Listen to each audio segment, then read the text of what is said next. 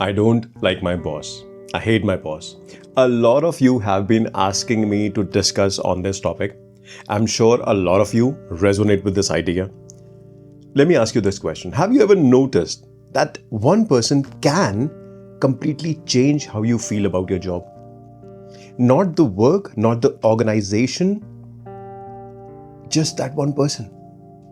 Maybe it is the boss who never appreciates you. They only point out where your mistakes are. This one person can change expectations every single week and keep you confused. What does he want? The one who can somehow manage to make you feel smaller every single time you walk into their cabin. And the strange thing is, they don't stay behind in the office. They come with you to your home. Their voice does. Not physically, but their voice does. You're driving back home and you're replaying the conversations in your mind. You're having arguments in your head that never actually happened. You're imagining what you should have said. You're explaining yourself to someone who isn't even there. Have you noticed that? Does that sound silly to you? Your boss finished the meeting earlier on, but your mind has not. A client once told me something that stayed with me for a very long time. He said, I don't hate my job. I hate the feeling I become around my boss. And I thought to myself, this was profound. There's so much information in this. Because perhaps the problem isn't the person. The problem is the version of you that keeps appearing around that particular person. Think about it. Around one friend, you are a funny person. Around another one, you are a thoughtful person. Around your parents, you become someone else. And what happens when you are around your kids, your children? You become something completely different. It's almost as if different people unlock different identities from within us. Your boss may not simply be triggering your frustration. They might be triggering an old version of you. The one who desperately wanted approval when they were kids. The one afraid of disappointing authority figures. The one who believed that if someone in power is unhappy with me, I must not be good enough. And here's the interesting part. Most bosses, they do not create these patterns. They only reveal them. There is this old story, Zen story that I remember. A monk asked his teacher, why does that man make me angry every single time? And the teacher smiles and says, he doesn't make you angry. He simply knows where your button is. Now, interestingly, the button was already there. And I know it's difficult to hear because we'd rather believe that our peace depends on someone else's behavior. But if that is true, then we will have to wait for each one of the people who we interact with to change before we can feel better. And that's a very, very dangerous way to live. Almost impossible. Now, don't misunderstand me. I'm not saying these bosses are genuinely nice people. I'm saying they might be genuinely difficult. Some micromanage, some manipulate, some take all your credit, some lead through fear. This isn't about pretending that they are wonderful people. It's about asking a very different question. Instead of, how do I change my boss? Ask another question. What exactly is this person teaching me about myself? Because difficult people are uncomfortable teachers, but teachers nonetheless. I once read about Admiral James Stockdale, who spent more than 7 years as a prisoner of war. Imagine that. 7 years. He couldn't choose his environment. Obviously, he was the prisoner. He couldn't choose the people around him.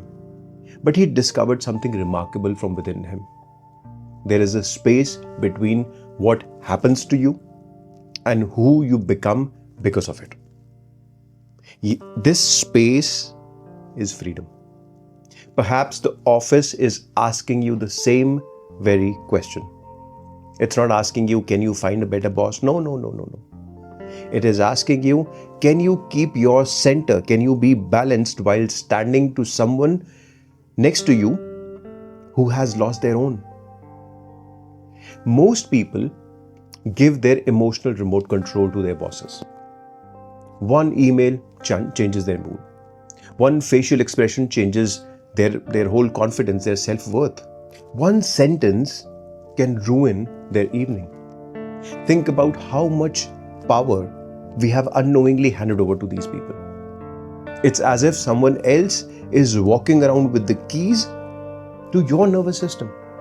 Does that make sense? And here's something fascinating from neuroscience's perspective. Your brain is constantly predicting danger because of our survival mechanism. When you've had repeated negative interactions with somebody, your nervous system begins reacting before conversation even starts. The moment you see your boss's name on your phone when the bell rings, your body prepares for a battle. Your shoulders would suddenly tighten up. Your breathing will become shallow. It changes. Your thoughts become so super focused on what am I going to say, how am I going to respond to them. The meeting has not even happened yet. He hasn't even spoken to you yet. But your body has already entered into that zone of battle. The prediction becomes stronger than reality. Now you believe in your imagination more than the reality. So what do you do then? I'm not asking you to have some sort of fake positivity. I'm not asking you to suppress your frustration. First thing, separate the facts from the story. The fact might be that the boss criticized my report. The story it becomes is they never value me, or they will never value me. One thing happened to you, the other one was created. Learning to separate these two changes everything. The second thing that you could do is stop making your boss the measure of your worth. A thermometer only can tell you the temperature in the room. It doesn't get to decide the weather. Similarly, your boss can give you a feedback depending on how they think the work was. They cannot define your value unless you hand them the authority to do so. Third thing, you need to become curious, not about how to please them, but about how they operate genuinely. Some bosses value speed. Some others value detail.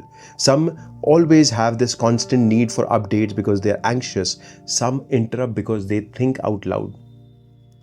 When you stop asking why are they like this and start asking what drives their behavior, and I want to know exactly how they operate in general sense, you become less reactive and more observant. Observation creates that distance, and distance creates wisdom. And perhaps the most important thing, don't let a difficult boss turn you into a difficult person. I have seen people becoming cynical, people becoming sarcastic, emotionally closed, not because that's who they were, in general, but because that's who the environment slowly shaped them into. And I urge you to guard that very carefully. Your character is too expensive to pay for someone else's behavior. There is a beautiful image I often think about. Imagine the ocean.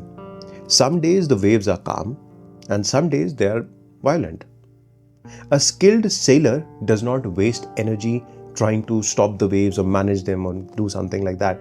He learns how to steer in any environment that comes along. And perhaps leadership also begins there. Not when everyone around is easy, but when your inner world is no longer controlled by someone else's storms. So tomorrow morning, when you walk into the office, your boss may still be the same person. They may still interrupt you. They may still be impatient. They may still have some unrealistic expectations from you regarding your work or your behavior or whatever. Maybe you don't need to become the same version of yourself, because real freedom at work isn't finding people who would never trigger you. That's impossible. It is discovering that your peace was never supposed to depend on them in the first place. And perhaps that is the promotion that matters before any other promotion. that is the kind of achievement that you should be looking forward for. If you resonate with this idea, if you like these kind of topics, I would highly encourage you to subscribe to this channel, Mind Healing with Bhavesh. We continue to talk on topics like such and many more. And I shall see you very soon with some other interesting topic to discuss. If you do have any comments, if you would like to share your personal experiences, or if you have any query, I would highly encourage you to write that in the comment box in the comment box below. Until the next time, I wish you all the best. Stay blessed, stay healthy, and catch hold of this wisdom if you can. I shall see you very soon. Take care. Bye-bye.